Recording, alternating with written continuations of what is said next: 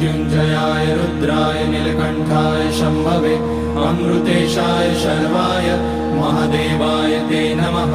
नमस्तेऽस्तु भगवन् विश्वेश्वराय महादेवाय त्र्यम्बकाय त्रिपुरान्तकाय त्रिकाग्निकालाय कालाग्निरुद्राय नीलकण्ठाय मृत्युञ्जयाय सर्वेश्वराय सदाशिवाय श्रीमान् महादेवाय नमः।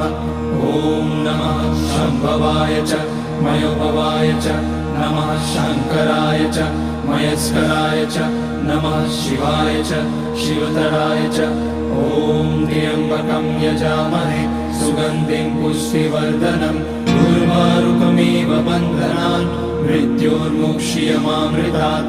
नागेन्द्रहाराय त्रिलोचनाय भस्माकराय महेश्वराय नित्याय शुद्धाय दिगम्बराय तस्मै नकाराय नमः।